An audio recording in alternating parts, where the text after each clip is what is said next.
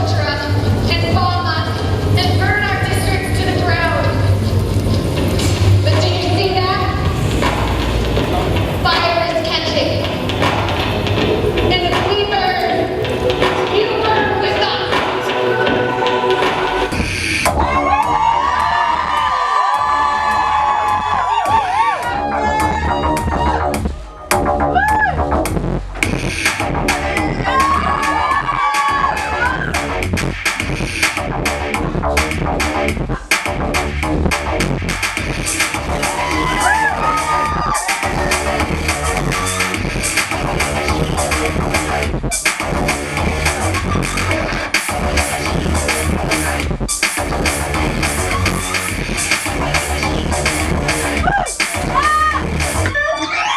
I never wanted to create this kind of femme illusion. That's never been something that I'm interested in.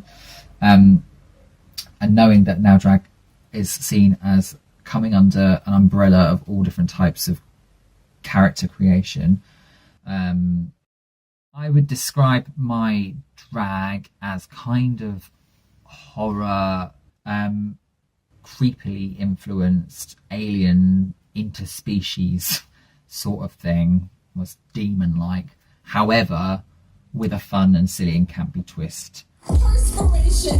What? Perspiration. Excuse me. Perspiration. Looks-wise, I'm definitely influenced by the kind of third gender sort of alien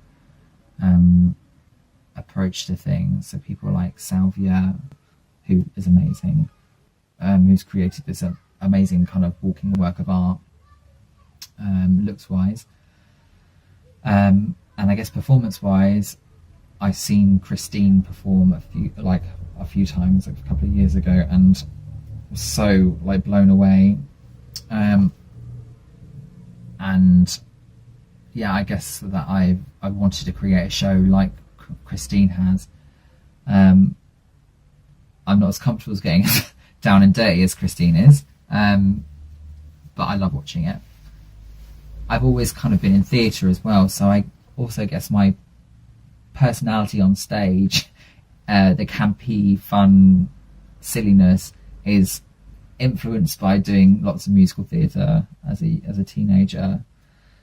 So I go up on stage looking like a bit of a weird, dark creature thing, but my presentation is always very much teeth and tits, oh yeah, camp and silly, because I guess that's kind of how I am in real life. And what influenced me to do it was seeing other people doing themselves up, creating a persona, and then seeing how freeing it can be. And I remember that feeling being on stage a long time ago and feeling like a different person, and how therapeutic that can be. So the whole getting ready, the whole creating a different character and getting up on stage, and allowing myself to do that is what basically got me into it. Seeing other people doing it, knowing that I can do that, and deciding to do it. And it's my own sort of form of therapy, and I think a lot of people who do it feel that way. I never really aligned myself as a drag artist when I was doing music 15 years ago, because I was drag was a boy being a girl, which we all know now is completely not the case.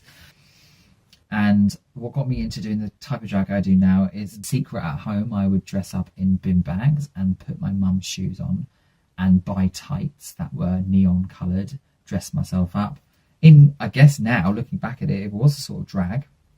It was very sort of femme illusion sort of thing. It was very much character based.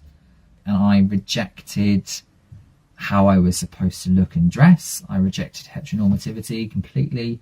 And I guess now, 15 years later, now that I've restarted what I was doing before, now I've got more confidence, I've taken what I was doing and making it, or elevating it slightly, adding more detail, creating more of a character, making it creepy, because that's where I feel comfortable sitting. Primarily, I'm a music producer and musician, and I started that about 15 years ago.